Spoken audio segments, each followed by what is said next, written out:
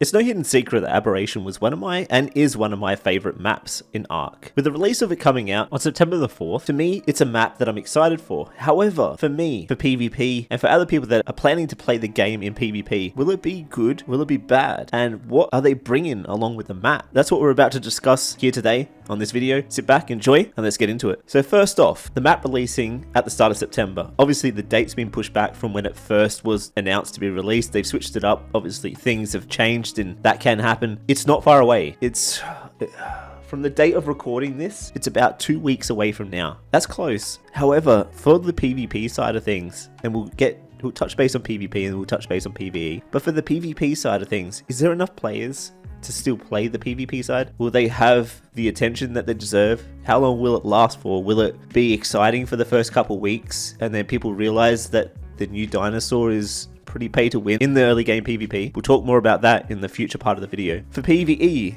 this map could prove to be one of the best maps so far that they brought out or brought back and reskinned. Aberration has always been a dear map in my heart. From the lack of flyers to the traversing of different areas, running into random spore fields, it made me angry, but it also made me love the map at the same time. In the PvE aspect, there's a lot to do. There's only one boss fight, but there's an ascension. There's the Rock Drake Trench, which is no easy feat. You've got multiple caves you have to traverse through. You've got nameless that cause issues every single time. And then you also got Reapers, which are going to change PvP to this day so much more, because caves are rather strong to defend. But now you're introducing, on top of having mantises now, whips, and now you can have Reapers that can sit there and swing and spin and stop you from coming in. It's going to make defending caves a lot easier. The PvP aspect of this game is going to be crazy. I hope they've changed a lot of the caves, because from knowledge,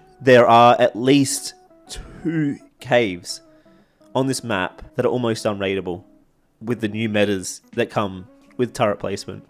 I hope they think about that when it comes to these caves, because Shadow Cave is extremely strong.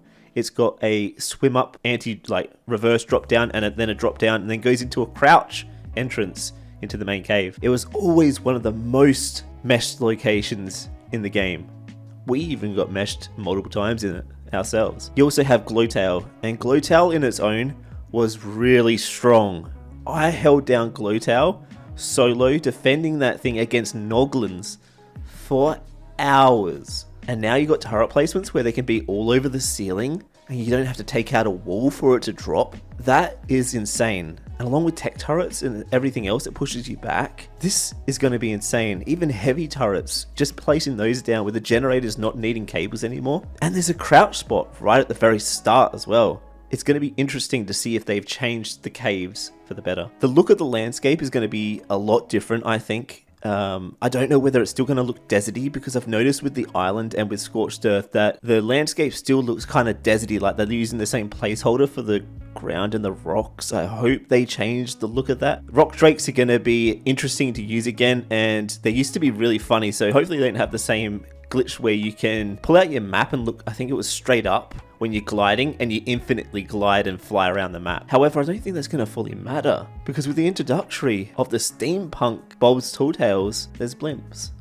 You can fly on Aberration, and that we'll get into even more as well. Let's now talk about tames, and all the tames that are coming with the map, and the ones that are already there that are really strong. We'll start with the ones that are already there. We've got Reapers. Reapers can be buried, hidden loot. You can keep them there so you can't throw out cryopods, but with the new cryopod metas, you have to have the cryo fridge and everything, so you can't really do that anyway, so that, it doesn't really matter. However, Reapers are insanely strong. They don't have saddles, but they hit like trucks, and they're rather easy to tame. They're going to change PvP, and especially Aberration. If you get a Reaper early game, you are so strong, and you can go around killing a lot of people. Reapers are crazy. When it comes to the C-spin, or I call it the splooge attack, which slows them down, you can go down and go C-spin them. They're rather strong. They're fast, they're agile, but their one weakness, obviously, is light pets, plant Z, and obviously the, I can't remember what it's called. It's like a torch that you can shoot them with, and it makes them weak. Then you've got the Rock Drake. The Rock Drakes are great. They're fast getting around the map. You can run into towers really easy with them. You have to be super careful. However, the strength of them are rather strong, because they actually tell you if there's a Reaper around. So you can find buried Reapers in the wild of people's ones that have hidden loot in. They also climb along walls and can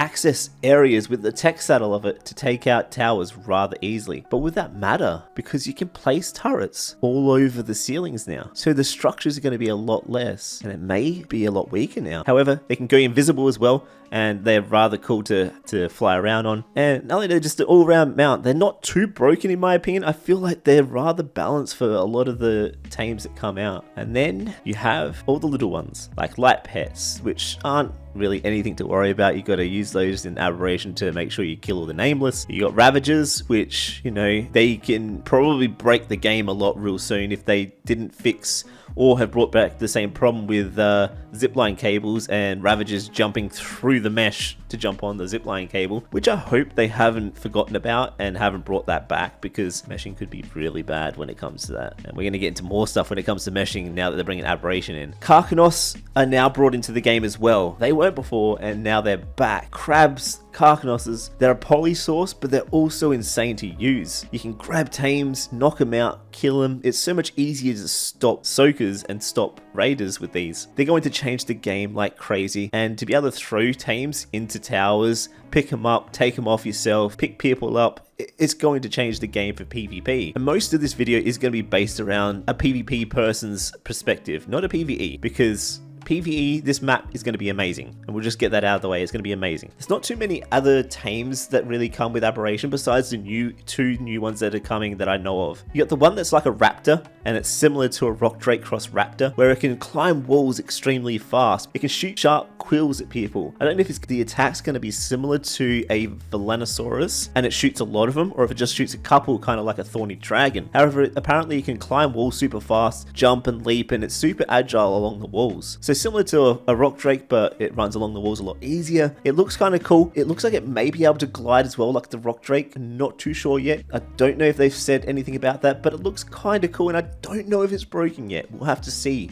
That's one of those ones where I'm not too sure. However, the Bob Talltails unlocked shoulder pet. We're going to get into that now. That thing, in my opinion, you can disagree as much as you want, but in my opinion, is extremely broken for early game PvP and maybe even late game PvP a bit, depending on what its abilities can do. Because it says that its abilities are, you can swing like Spider-Man through the terrain. So that means that you've now got grapples where a map doesn't allow grapples. So you've now got an advantage against people to get up to locations that are away from people a lot easier if you pay money. Okay. It also picks up loot off the ground. Okay. It's like a whip. It also shoots web that slows and stops your enemy. Okay, so it's a net gun basically. So it's a net gun, whip, and grapple in one. And it also detects enemies close by, and it's a light pet, but only if you pay for the DLC. So for the people that don't pay for the DLC are going to end up having to deal with this like they did with the Pyromane, and they're going to have a disadvantage. One thing I want to say, and I'm not trying to hate all the time, I'm just trying to put it out there so people know. It annoys me that they're doing that to the PvP community. I'm trying to do a lot more PvE stuff and do a bunch of 100-day stuff, but to know that the PvP side of things isn't thought about, it just irks me the wrong way, and it's really annoying me. In my opinion, this creature, this tame, is going to be extremely broken at the start. They don't realize how broken like I said, this is just for PvP. For PvE, it could be amazing. It could help you deal with so many creatures in the wild. But for PvP, it's going to break the PvP aspect. It'll be fun, don't get me wrong. It's going to be freaking hilarious. Going around like Spider-Man through the terrain, getting around, having fun. Like, I'm going to have fun with it. Don't get me wrong. But I feel like it's going to be really broken. I could be wrong. Let me know down below. But that covers most of the tames that are coming with Aberration and the excitement that it comes with Aberation's release. Now, let's move on to the items that come with Aberration. Charge batteries. You can now put turrets in locations, on ceilings, on walls, in the most random hidden spots, which is going to be extremely toxic, with a charge battery. And set turret traps in the most random locations, and people are going to get so frustrated, I can tell you now, because you don't have to have a generator. You just have to chuck a couple batteries in it and place them around, which will make griefing a lot better. But is there enough people in PvP to still do that? Charge batteries are really important. Then you've got The climbing picks. The climbing picks were the ultimate item for meshing back in the day. And I am scared because I don't know how the terrain is made these days. I thought they fixed it, but from what I've seen, that they haven't fixed it properly and there's still layers upon layers for the mesh. And I am so scared for meshing to become 10 times worse for you guys that are still playing PvP. I am so terrified for what's about to come because it was what broke the game back in the day when Extinction came out and meshing became really bad because Element was easier to get. I'm worried for you guys and I hope they've thought about this. You've got zip lines. That was used for meshing as well. Really cool for around the base and stuff for weight and whatnot, so you can jump on them, use your zip line and chuck it to different locations and stuff. I love that, but also it was really bad for meshing as well. There's not many other things that you really get. Oh no, there is. The glide suit. I'm actually really excited for the glide suit because you could imagine using that new tame, and I'm not trying to hype it up, but that new tame, you zip yourself off like Spider-Man and then activate your glide suit and you fly around and you zip off again and you fly around. It's like having a wingsuit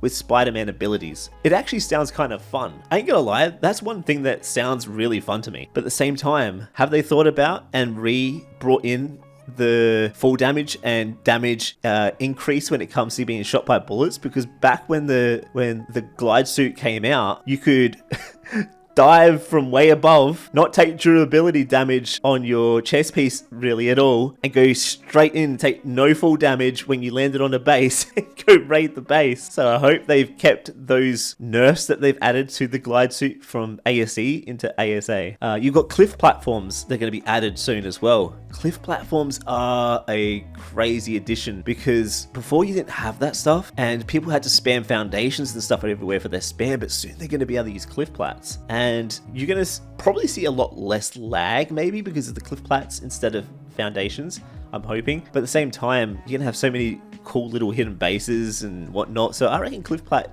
introduction is going to be really nice. I'm pretty excited for those. You've got the hazard suits. They're not really much of a problem. Like, for PvP, it's more like, wear those so you don't get knocked out sometimes and whatnot. So they are good. Might have better armor than a gas mask. Oh, when it comes to items as well, I almost forgot the thing that you unlock when it comes to doing the boss fight. An extra 15 levels again. Not to mention, you probably get 5 levels for getting the DLC so that you spend money. And cryo tech sleeping pods. That is going to be amazing for those on Scorched Earth. Sleeping pods were like the AFK's dream. Tech sleeping pod main. I can't wait for those. I'm probably forgetting a couple of things as well, to be honest, but I'm just trying to cover the main things, to be honest, and just chatting about it and let you guys talk and tell me down below what you think about all this different stuff that's coming with the new map. We will talk about the DLC stuff as well. Actually, let's talk about DLC items as well. While we're on the subject of Aberration items, they're bringing in the Steampunk Bob Talltales. So they had the Western one for Scorched Earth, and this one's a Steampunk. Anyway, apparently they're bringing in a blimp that you can fly around on Aberration. Whether it's only able to be used on the surface, because apparently they're making it so the surface is more viable to go to, from what I've heard. I don't know if it's true. It's just what I've heard. But they have a blimp coming with the DLC as well. So the DLC is going to incorporate a blimp and a creature that can zip you around and stop people and detect where people and stuff like that and pick stuff up. So basically you're going to need to have the DLC to have a really good advantage. I don't know how the blimp's going to work. Is it buildable on? Is it super easy to destroy? Is it fast? Is it slow? Can you build turrets on it? Oh my god, I don't want to think about that, to be honest. That would be so funny. Do you need specific types of resources to run it? Yeah, like if you shoot it, does it destroy quick? Can it be repaired? Does it heal on its own? Is it usable underground or is it only above ground? There's so many questions and we don't know whether it's going to break it because, to be honest, the train tracks didn't really break the game at PvP, to be honest. There's not much you can really do. It's a PvE thing. But the treasure chests and the shovel for the Bob's Tall Tales on Scorched Earth was extremely broken, and so was some of the tames and the items, and the tames were just ridiculous. The Oasis was stupid at the start of Scorched Earth. It ruined my experience because you'd get that straight away, you'd chuck a golem on it and you'd raid every single outside base that was on a pillar, which shouldn't have been a thing, because that's what was good about Scorched Earth, is that you could build in on a pillar and have to have people build up to you to be able to get to you. And that was the great thing about Scorched Earth, is that there was no Quetzals, so they couldn't fly up to you. You would have to build your way up. It made it harder, but that negated that if you paid money. Anyway, rant over. The items for the Bob's Tall Tales will probably break the game again, like it usually does, and I hope it doesn't, because introducing pay to win stuff all the time is just going to annoy your customers, like more so than you already are. And the thing is that if your customers are already annoyed, or at least the PvP side, I'm not talking for the PvE, because PvE gonna love it. It's gonna be awesome. You know, I'm gonna love it. I'm gonna have fun with it. I'm gonna do 100 days on this. Get this tame and that and zip around like Spider-Man. I don't care. But for PvP, it's gonna suck. Okay. The last thing we need to kind of touch on, and I'll try not to keep it too long, is base locations. So on Aberration, there's multiple OP or insane base locations. A couple of them to be Shadow Cave, which is an entrance through the water. You have to go super far down, and then you have to come back up to a bit of land where you can have turrets pointing down. And with the way that structures are and turrets are now, you can have them all over the ceiling above the water. Makes it so much stronger, in my opinion. So that cave is going to be extremely strong. I don't know if they're changing it, if they'll change it at all. Hopefully they do, because there is a crouch spot after that as well that's actually rather insane. So it's both got a drop down and a crouch spot. It used to be one of the most sought out locations for a while, but a lot of people didn't care for it because you couldn't breed everything you needed to. You could only breed specific dinosaurs. Like, you couldn't have Rexes and all those other ones. Anything that didn't spawn on that map, you couldn't have on there most of the time, except for like Manas and all that back like later on, but we won't talk about that. You couldn't really have flyers and stuff. It was annoying for people to breed, and no one really wanted to keep it. And then you had Glowtail, and Glowtail is one of my favorite. It looks the best, and I hope it looks amazing on here as well. That's got a crouch spot right at the start. It's got a walk entrance, like a dry entrance, where it's got a crouch spot, and then it goes through tunnel, then comes to like a choke point as well with a big room that comes out of it. And turret placements in that is going to be insane, because there's no need for walls and stuff anymore. You just have them all over the ceilings and the pillars, and I hope they change that a little bit as well. Maybe just make it one straight hallway into it rather than all these curves, and make it a little bit weaker, because base locations are way too strong, especially with the new turrets. It's made it ridiculous. And I know you gotta make it so it's not too strong, because with the cryopod introduction a while back, you can't uncryo if someone's got foundations or their thing there or an enemy's there, so like you're not gonna be able to get stuff out as long as you control that. So I hope they think about that. And I now think about the tree locations. So you've got like the alpha tree and stuff that we had our base for pretty much the entire time we were on official. That was a really insane location, and I still think it's going to be strong. I think the turret placements on the trees and that, if you can place them on the trees, because I know you couldn't really build on them properly.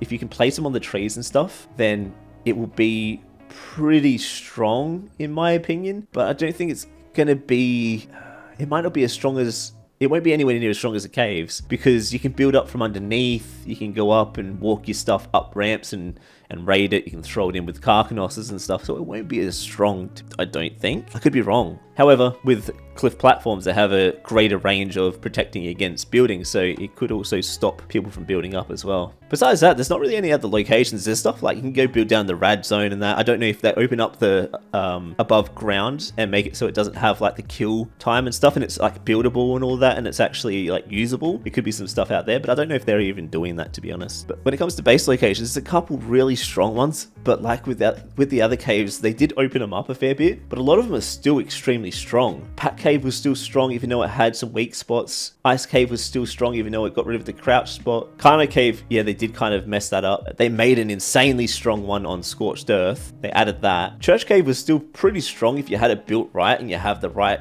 setup. So some of them were still strong, but they did nerf them. But overall, Aberration is coming out soon, and with that coming, are you guys excited to play it? What are you gonna do? Are you gonna try it out? I think the map is free, but the DLC isn't, and they're trying to encourage you to buy the DLC. That's how they make their money. I'm not 100% sure. I'm pretty sure that's how it is. But with it coming out, are you guys excited for Aberration? I know that a lot of people say that Aberration is their go-to map for when it was first released. They loved their time playing that at the start.